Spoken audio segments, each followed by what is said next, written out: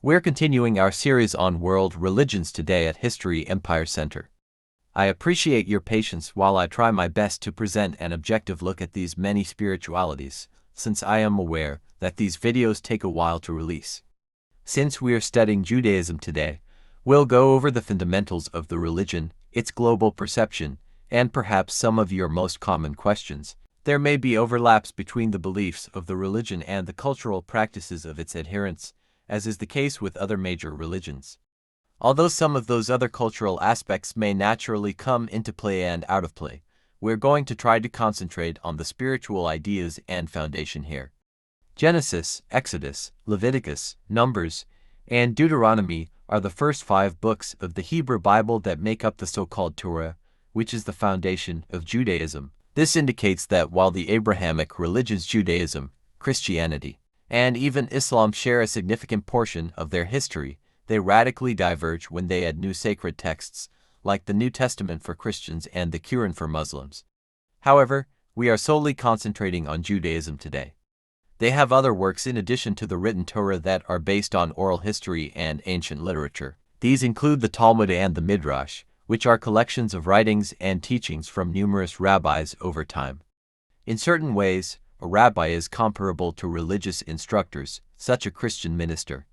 This person receives training in these texts before being ordained by a seminary or another rabbi.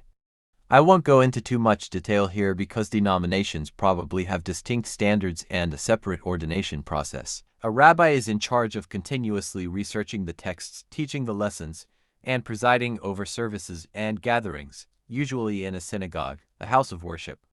Let's return to the past. Judaism is a very ancient faith, and its founder was Abram, also known as Abraham, who lived around 2100 BCE. Abraham is regarded as the founder of the Jewish faith, and his descendants is promised the territory that is now known as Israel. King David and his son Solomon, who constructed the first sacred temple in Jerusalem before it was destroyed by the Babylonians, are among the other significant figures in Jewish history.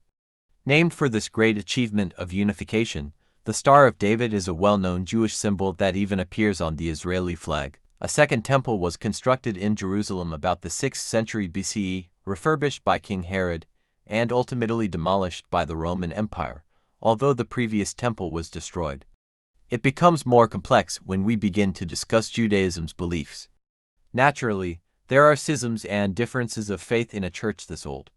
This article will discuss the 3 major Jewish movements, though it should be noted that there may be more and different variations. Orthodox Judaism, which rigorously upholds the traditional interpretation of Jewish law, will be our first topic.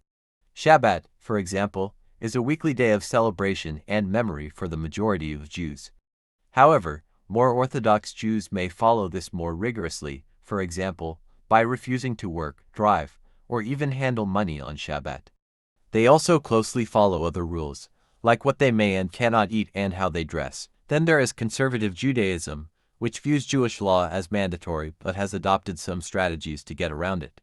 For example, they allow driving to a synagogue on Shabbat, even though this is not customarily permitted. Both Orthodox and conservative people typically abide by kosher laws regarding what they can and cannot eat. This means that their food is prepared according to Jewish law. As stated in the text, for example, meat and dairy products should not be prepared with the same utensils. Nor should they be washed or stored together. I won't get into the specifics, but know that the law severely restricts how food is prepared, including how it is combined to create different meals. In order to represent the community of Israel, Orthodox Jews are also adamant about praying 3 times a day in groups of 10 or more. Since Reform Judaism now makes up the 3rd largest group of Jewish people, some of these old laws may need to be modified to make more sense in the modern world. In contrast to the emphasis on ritual that may be present in both conservative and Orthodox Judaism, these people may be more politically progressive and social justice-minded. As you can see, there is a broad range of possible modern-day interpretations of Judaism, similar to denominations and other religions. These range from those that adhered strictly to the written law from thousands of years ago to those that have evolved and adapted to modern culture. This makes making movies like this challenging because it can be challenging to discuss even simple subjects like what this faith believes. In light of the fact that there is disagreement among the various varieties of Judaism and that there is not a consensus, we will attempt to outline some of the fundamental principles. The concept of monotheism is among the most enduring. There is only one God, plurality does not exist.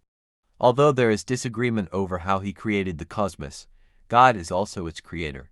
Some individuals adhere to the literal account in Genesis, whilst others may concur that the earth is billions of years old, along with the accompanying narrative of evolution. They believe that every human being is created in the likeness of God, so they should care for both themselves and others.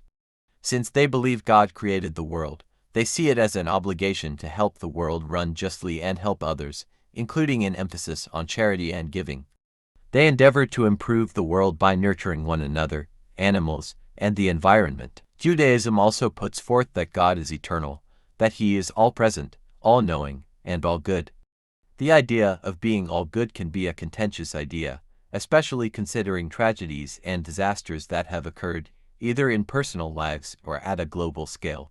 So there's an ongoing and likely never-ending debate over the goodness of God versus God being an impersonal force in the world. This conversation is likely common among all religions and might put forth the goodness of God as a key factor. In terms of prophecy and prophets, the various denominations have differing views as well. The seer Moses is often considered the most important prophet, who spoke the word of God to the people and laid the foundation for the written Torah. Orthodox and conservative Jews see Moses as the most important prophet, which no other prophet will ever compare the end-all be-all. For Reform Jews, Moses is seen as rather the first of a chain of prophets, as humankind continues to understand the will of God and see the laws that Moses commanded as sometimes antiquated and may not be binding any longer. It's obvious that various denominations disagree on this issue. A rudimentary grasp of Jewish festivals that your friends or coworkers may be commemorating could also be helpful, as I believe the majority of viewers are not Jewish and are attempting to learn more about the faith. The 8-night holiday known as Hanukkah, which takes place in late November or early December, is the one you probably already know about. Every night, a family would light a new candle in what is often known as a menorah, a 9-candle arrangement.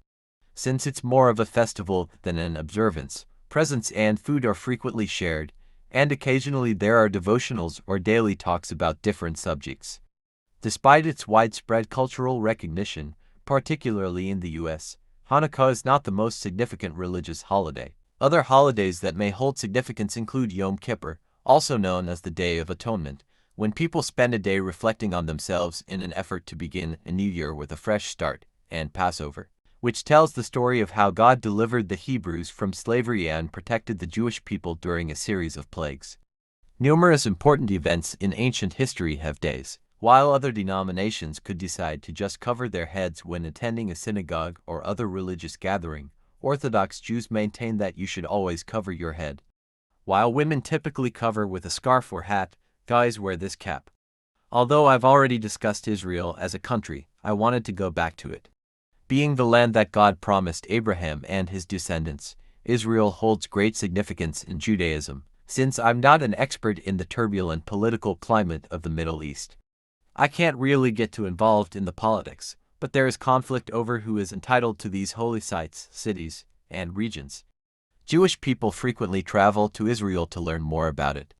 This is particularly crucial for Jewish youth who may have never there. Birthright, a non-profit organization, is well known for organizing vacations to Israel, which are very well liked by Pooler among college-age and other young Jewish men and women. In summary, I hope that this gave you a better understanding of Judaism. Over the course of thousands of years, this ancient religion has given rise to several varieties and denominations. Hopefully, this gave you a better understanding of the faith because you probably have friends or coworkers that identify as Jewish, either spiritually or culturally. I would want to express my gratitude to my Jewish friends and coworkers who edited the script to ensure that it accurately reflects their beliefs. I also want to express my gratitude to all of the viewers who are interested in learning more. We'll keep posting religious videos because many of you find them to be quite interesting. Tell me about other religions you'd like to learn more about in the comments section. Thank you for viewing. Please like and subscribe to our channel. We hope to see you again soon.